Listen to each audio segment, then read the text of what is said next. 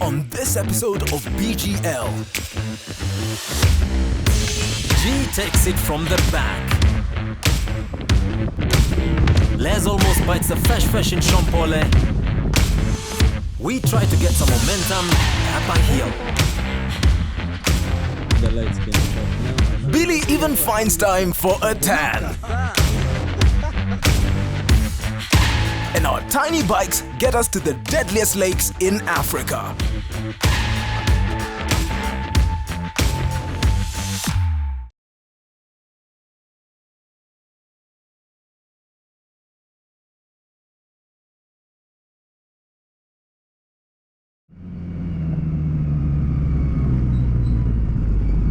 Our journey starts at the break of dawn on a Monday morning. Car guy physics has it that it's best to fuel when it's cold. So in sticking to the rumor mongering, we make the first stop at the fueling station.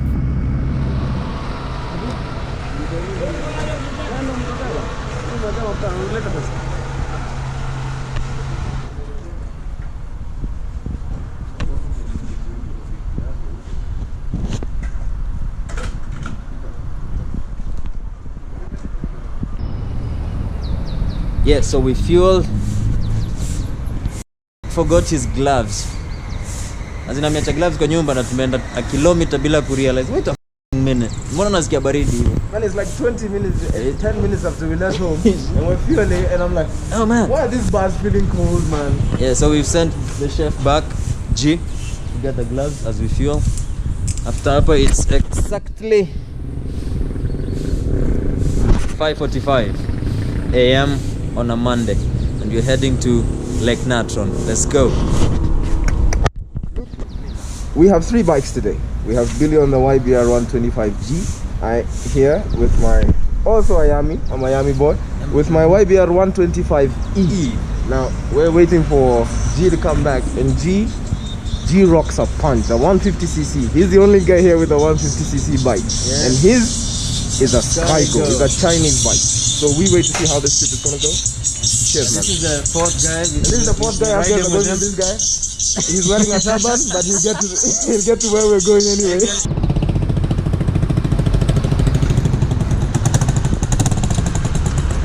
Yeah, forgot his gloves. No. His bike got pockets. Let's go, boys.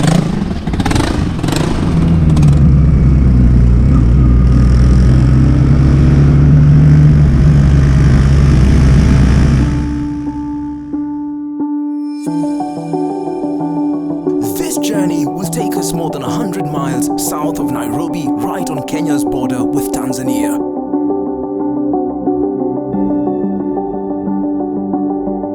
With the sun right ahead of us and the shadow of the Ngong Hills chasing our backs, nothing beats an early morning ride with your mates.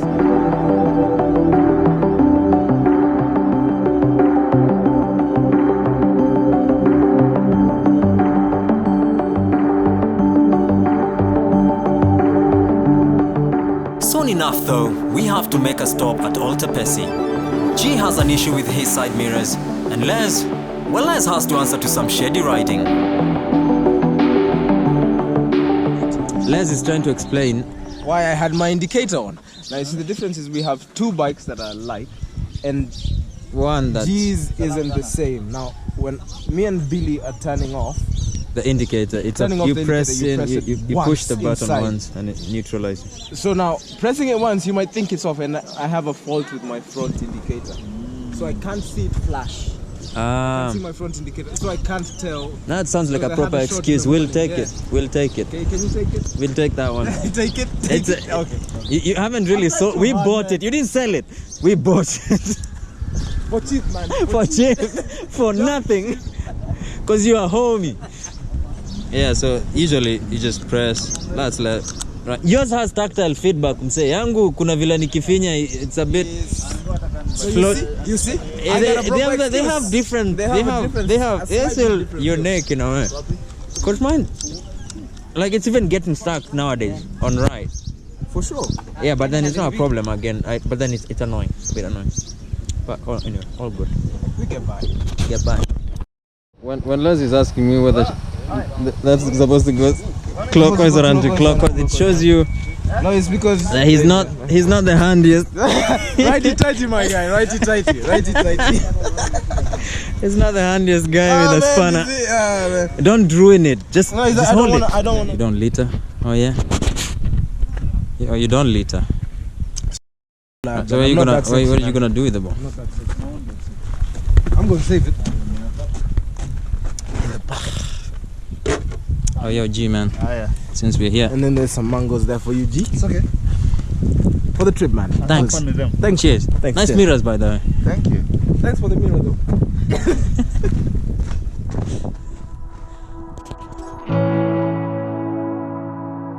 We then disembark on the next 60 kilometers of riding to Lake Magadi. As the temperature rises past 25 degrees, we can only enjoy the last cool air created by the mountains around us.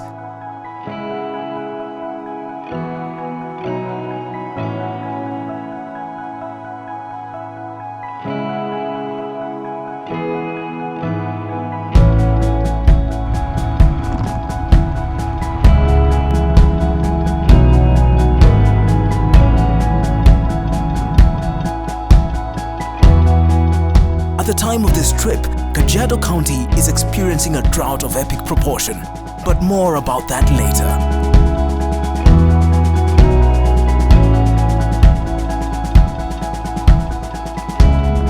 After about an hour of riding, we are in the small town of Magadi, home to the largest exporter of soda ash in Africa. Quick fact: as we are about to find out, this marks the end of our run on tarmac. Yes, G. Another 50 kilometers of trails will now lead us past Lake Magadi to Natron, all within the Shompole Conservancy. And this is our guide, Joseph or Jose, who is leading the trip in the infamous Boxer BM 150. We are now entering into Shompole Conservancy. Yeah. Awesome. What are some of the ukipeana teaser? Utasema what's more likely to be seen? Is it scenery? Is it wild animals? You'll see some viewpoints, a lot of flamingos at the lake, and then also you'll see some wild animals. Then viewpoint of the Lake Natron. Awesome. Flamingos, it is what it is.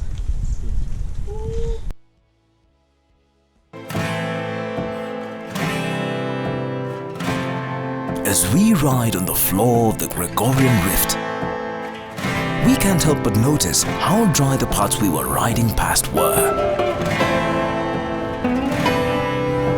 This is especially considering that we were on a lake bed.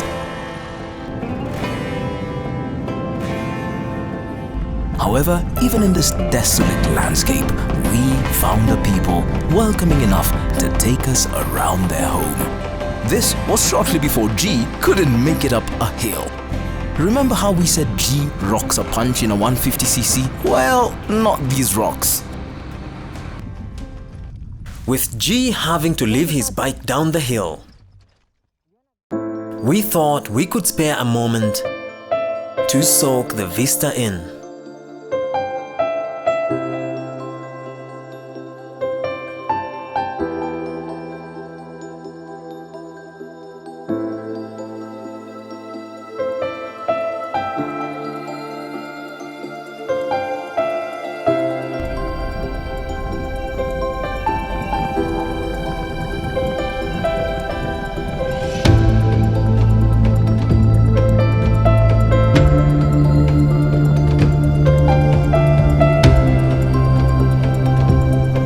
With the sun right above our heads and our souls satiated, we forged ahead on our iron steeds, trading our horseshoes for knobby rubber and engine notes.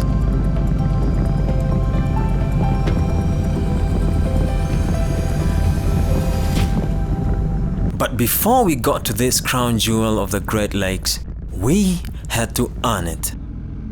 Up until this point, we had overcome every single hurdle. Well, most of us. So when our guide stopped us here like we were a bunch of rookies, we decided to prove him right.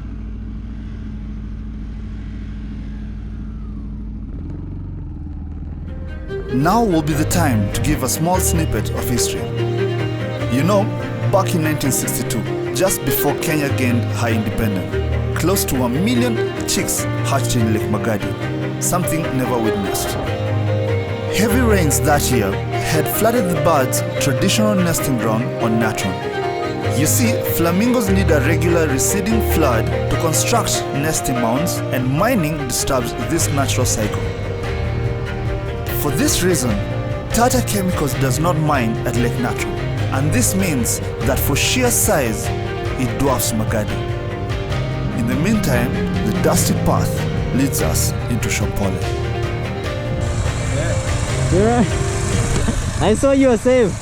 Oh man. You had a moment and it almost high-sided you. Almost went. I saw you in the mirror just recover it. Because I was like a half foot of sand.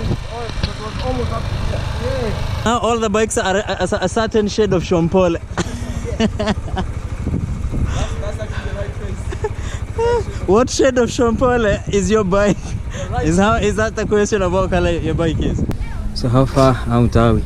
We're almost 4 kilometers out of Lake Natron. We're in the small Shompole town. Look at that. Shompole Center. Shompole Center. It's beautiful. To me it feels like cultural. 28, 30 degrees. I don't know what it is, but maybe. At Magadi we left it at 35. What? Yeah. So And it's Nairobi more, is raining today, so yeah, so we're going through that low 30s low 30s in temperature low to mid. to mid 30s. Because We're even just the taking helmets- in water. And then we've gone through this fesh. I don't know if any of you watched the Safari WRC. rally, That safari rally stuff, it almost made people question whether they wanted to do safari You should again. look at our shoes first. Here's us. My shoes are purple. Yeah, His they're shoes no are. longer. Your shoes are. Look at They these. were brown. Mine are brown. Yours are brown, still brown, just a lighter shade. Jesus. Yeah, but I am what most people consider light skin, but now I'll show you how a proper tan looks like. chocolate. Look at that.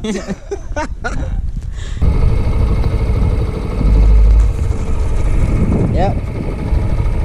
Our guide fell. Let's to the rescue.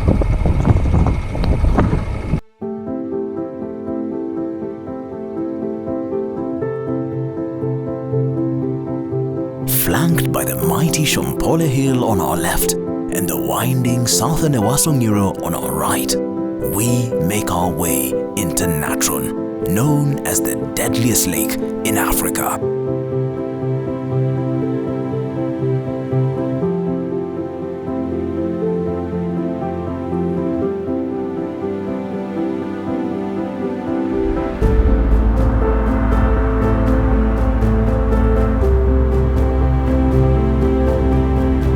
Welcomed by skies and the mighty Oldonyolengai in the background, we were all for it.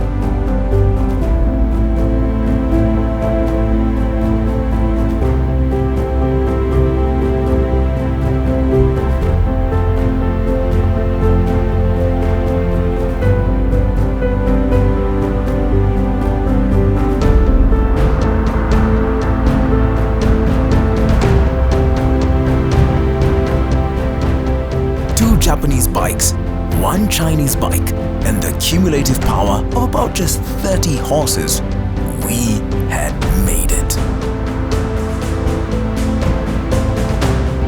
As we rode back home, back sore and dusty to the scalp, we all shared the same thought.